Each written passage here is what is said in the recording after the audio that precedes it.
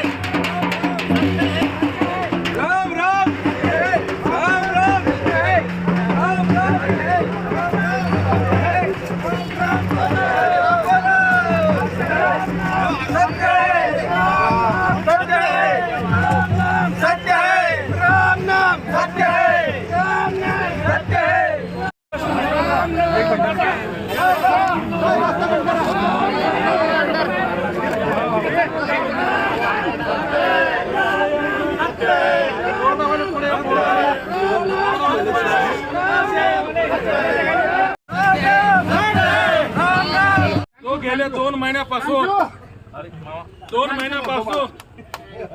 आपण या ठिकाणी आंदोलन करण्याचं जे पवित्र घेतलं होता त्याचं कारण असं होतं की ई-पॉस मशीनच्या माध्यमातून शासकीय योजनेचं वितरण आपण आतापर्यंत करत आलेलो आहे। शासकीय योजनेच्या कोणत्याही कामाला किंवा कुठल्याही योजनेला आपण कधी विरोध केलेला नाही। आतापर्यंत शासनाने ज्या ज्या घोषणा केल्या, गरिबाचा असेल, ओबीसीचा असेल किंवा कुठल्याही मध्यमवर्गीय, आपण अन्नधान्य वाटप करत असताना गेल्या 2 महिन्यापासून आपल्याला जो ई-पॉस मशीनमध्ये नेटचा प्रॉब्लेम आणि सर्व्हरचा प्रॉब्लेम निर्माण झालेला आहे, त्या हिशोबाने आपण 25 तारखेला महाराष्ट्र गव्हर्नमेंट यांना 25 तारखेला यांची मीटिंग होऊन आम्ही त्यांना अंतिम निर्णय घेण्यासाठी त्यांना आम्ही सूचना केलेली होती। परंतु शासनाने त्या सूचनेकडे कुठल्याही प्रकारचे त्यांनी आमचं गांभीर्याने घेतलं नाही। वास्तविक पाहता मंत्रालयामध्ये ही मीटिंग माझ्या समक्ष माझ्या अध्यक्षतेखाली त्या ठिकाणी घेण्यात आलेली होती। त्यांनी सांगितलं होतं की 2 दिवसात आम्ही तुम्हाला हे आंदोलन करण्याची तुम्हाला अजिबात गरज पडू देणार नाही। तो गेल्या 2 महिन्यापासून आपण या ठिकाणी आंदोलन करण्याचं जे पवित्र घेतलं होता त्याचं कारण असं होतं की ई-पॉस मशीनच्या माध्यमातून शासकीय योजनेचं वितरण आपण आतापर्यंत करत आलेलो आहे।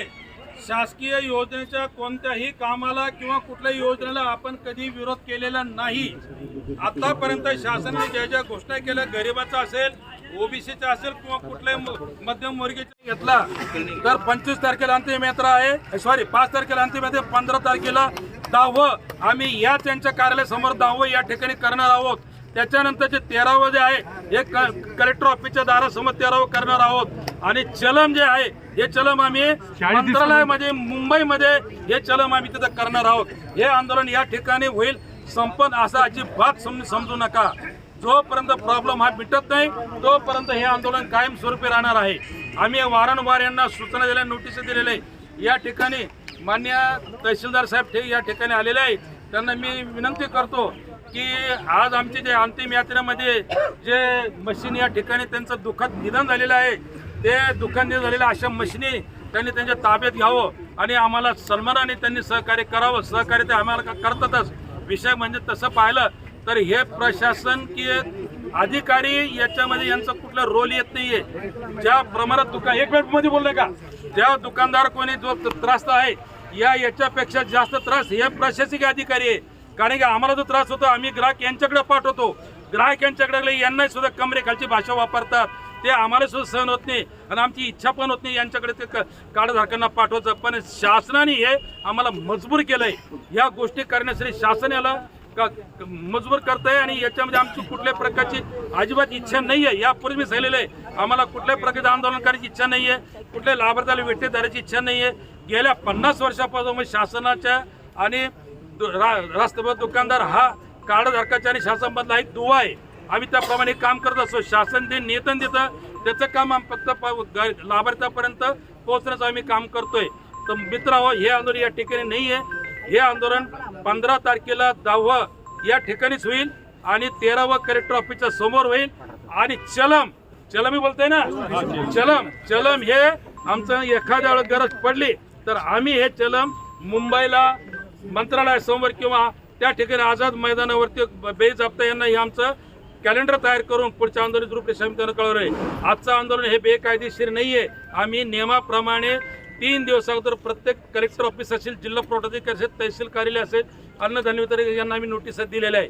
तर माझी अशी विनंती आहे की या ठिकाणी जे प्रशासकीय अधिकारी आलेले आहे ते थोडं ही बाजू त्यांनी या ठिकाणी येतील आणि त्यांचे एक करतील. आम्ही त्यांना सहकार्य करू. आम्ही आमच्या तुमच्या कार्यालयामध्ये त्या ठिकाणी हे मशीन करू. कोणी फक्त तू एकटा उभा बाकी कोणी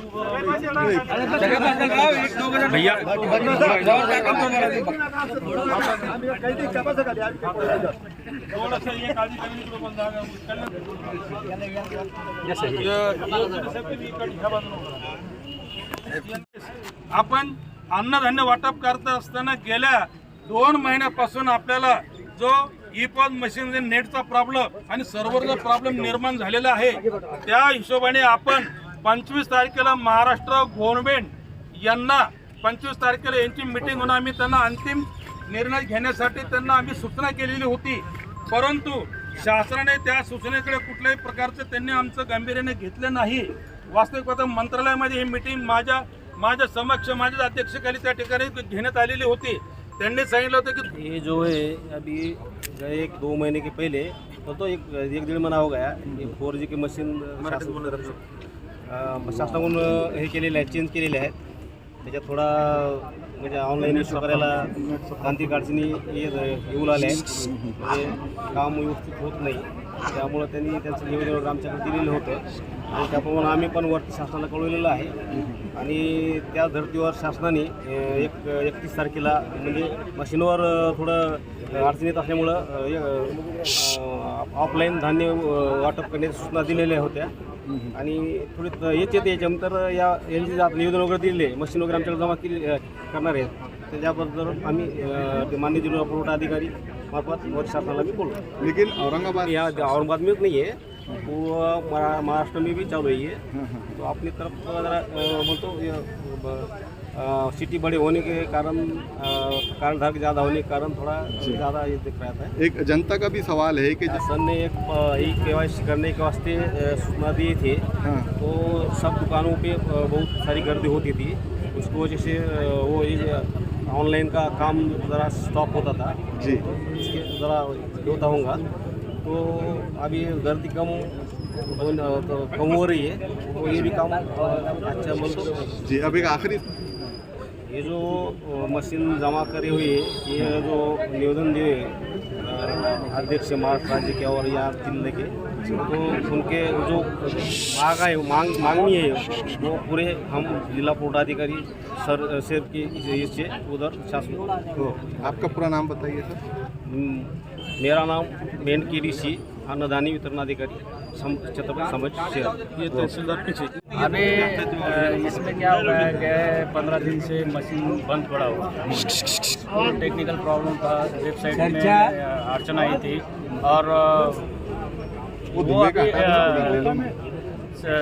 शुक्रवार के दिन सॉल्व हो गया वो प्रॉब्लम. अभी थोड़ा चल रहा है.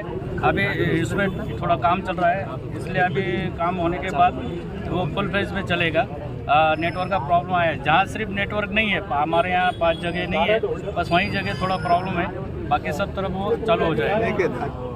ऊपर का हम गवर्नमेंट को लिखेंगे वैसे. इसमें थोड़ा सा एडवांस टेक्नोलॉजी डाल के थोड़ा इसको इम्प्रूवमेंट करूँ. सर, पर इसमें जो है राशन कार्ड धारकों को बहुत तकलीफ हो रही है. काम धंधे छोड़कर जो है राशन की दुकानों पर राउंड मारना पड़ रहा है, चक्कर मारना पड़ रही है. फिर भी जो है तो तवैसी नहीं हो रही है. 8-15 दिन से ये बहुत तकलीफ हो रही है. 2 महीने से ठीक है। अभी अंतिम यात्रा तो निकालना नहीं चाहिए, ये हमारे गवर्नमेंट के जात में है। फिर भी हमने उनको क्या बोलते हैं, उनका जो भी निवेदन है वो हमने ले लिया है, स्वीकार कर लिया। वो हाँ स्वीकार कर लिया है। अभी वो हम आगे भेज देंगे। ओके, आपका पूरा नाम देवीदास कटावकर, ग्रामीण नायब तहसीलदार ग्रामीण ग्रामीण। आमच्या शब्दामध्ये श्वास सोडलेला आहे आणि तिचं दुःखद असं निधन इथं झालेलं आहे। तिचा अंत्ययात्रेचा कार्यक्रम आम्ही इथं पार पाडलेला आहे।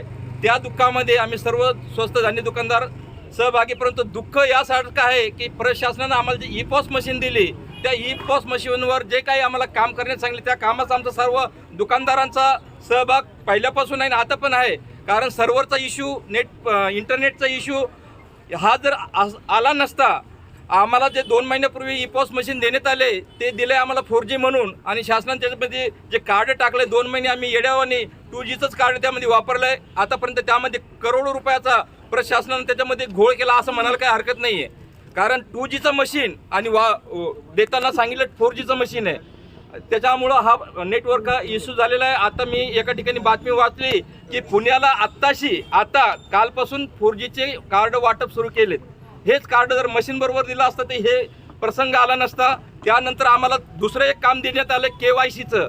KYC करत असताना बरेचसे प्रॉब्लेम येतात। मी सर्वांच्या दुकानदाराच्या वतीनं सांगतो की घरामध्ये जर 5 सदस्य असेल, 3 लोकांचं अंगठे घेतले जातात। एक सदस्य एक तर बेडवर पडलेला आहे, आजारी आहे, त्याला दुकानापर्यंत आणताना समोरच्यांची कार्डधारकाची तारांबळ होते, त्याचं KYC होत नाही। एखादा मुलगा बाहेर शिक्षणाला गेला असेल किंवा त्याला पुन्हा तिथून इथपर्यंत यायचं म्हटल्यावर त्यांना पण वेळेचं मर्यादा असते। 5 वर्षाच्या खाली ते बालकं असतात, त्यांचं नाव कार्डामध्ये आहे परंतु त्यांचा अंगठाच येत नाही। तर यावर शासनानं आतापर्यंत कुठलाही पर्याय आम्हाला सांगितलेला नाही की याच्यात फ्युचरमध्ये काय करायचं आहे। त्याच्यानंतर जे बुजुर्ग लोक असतात आफ्टर 70-75 वर्षाचे, त्यांचा अंगठा हा स्मूथ झालेला असल्यामुळे त्यांचे फिंगर त्याच्यावर घेतले जात नाही। त्याच्यासाठी ही शासनानं पर्यायी व्यवस्था आम्हाला सांगितली नाही, परंतु आम्ही त्या योजनेला कधीही विरोध केलेला नाही। बाहेर जर हीच KYC करत असताना साहेबांनी सांगितल्याप्रमाणे 150-200 रुपये आकारले जातात। आम्हाला आमची संघटनेच्या वतीने एकच मागणी आहे की प्रति सदस्य 50 रुपये जरी आम्हाला दिले तर आम्ही हसत ते काम करायला तयार आहे, परंतु पर्यायी व्यवस्था ही काढावी की ज्यांचे अंगठे होत नसेल त्यासाठी काहीतरी पर्याय काढायला पाहिजे।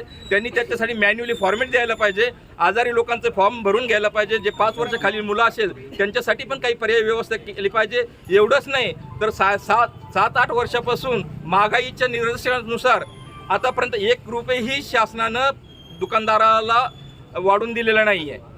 महागाई वाढत चाललेली आहे, परंतु संघटनेची मागणी एवढीच आहे की जे 150 रुपये त्याचे आमचे 300 रुपये करण्यात यावं। त्यानंतर आमच्या ज्या विमा कवच आम्हाला भेटावं। बऱ्याचशा गोष्टी आहे साहेब की इथं सांगण्यात गेले तर भरपूर काही। 7 वर्षापासून दरवर्षी आमचं आंदोलन चालतं आहे, दिल्लीपर्यंत गेलो आहे, जंतर मंतरपर्यंत, पण सरकार आमचं कुठलीही दखल घेत नाही। शोकांतिक आहे, म्हणून ना विलाजानं आम्ही ह्या ई-पॉस मशीनचीच आज अंत्ययात्रा करतोय। नकोय ते दुकान नाही, नकोय ते मशीन, असं शासनानं आम्हाला मजबूर केलेलं आहे। आणि ह्या मशीनला सुबुद्धी भेटो आणि त्या पुन्हा जिवंत हो, अशी त्याला कुठली तरी संजीवनी प्राप्त हो अशी शासनाकडे आमची विनंती आहे की त्या चांगल्या चालाव्या आणि पुन्हा आम्हाला लोकांची सेवा करण्याची संधी भेटावी। लोकांविषयी, ग्राहकाविषयी आमचं कुठलंही दुमत नाही आहे, राहणार पण नाही आहे। फक्त शासनानं आजच्या तारखेत महागाईनुसार आमच्या कमिशनमध्ये वाढ करावी। आणि दुसरी एक विनंती, 7-8 महिन्यापासून आम्ही जे केलेलं कार्य आहे त्याचं पण कमिशन शासन आम्हाला महिन्याच्या महिन्यात देत नाही, ते पण आम्हाला 5 तारखेच्या आत वेळेच्या वेळेत भेटावं। साहेब आज शिक्षणाचे दिवस आहे, बरेचसे दुकानदार दुकानावरच डिपेंडेड आहेत, तर त्यांनी घर कसं चालवावं, सुख आहे दुःख आहे, बरेचशा अडचणी आहेत। तर या सर्व शोकांतिका मी श्रद्धांजली पण या भाषणात इथं मांडतोय आणि त्या मसनीला दीर्घ आयुष्य लाभो आणि त्या पुन्हा फास्ट जिवंत व्हावं असं मी। त्या बरेचसे प्रॉब्लेम प्रत्येक दुकानदार वेगवेगळे। मैंने बोले भी आज मशीन बंद है भैया, नहीं बोले अभी करो, तो मशीन लाके उसको बताने को लगी मैं। उन्हें जैसे मशीन नहीं आता वैसे फोड़ रहा था। क्यों फोड़ रहे थे? पटक दिया और नीचे, फिर भी फुटी नहीं हो। आज ही करो बोले, मैं अभी करने की। तो जब KYC हो रही नहीं हो रही थी नहीं, पुलिस करवाने में करने में सफल में। यानंतर ये क्या है? पुलिस के केन उसके ऊपर या ठिकाणी श्रद्धांजली भाषण ज्याच्यामध्ये गंगाधर पवार 2 शब्द या ठिकाणी बोलतील। वैसे क्या आले का एकच हे बघा पत्रकार बंधूंनो, हे आज आमची ही अंतिम यात्रा आहे. याचा जरी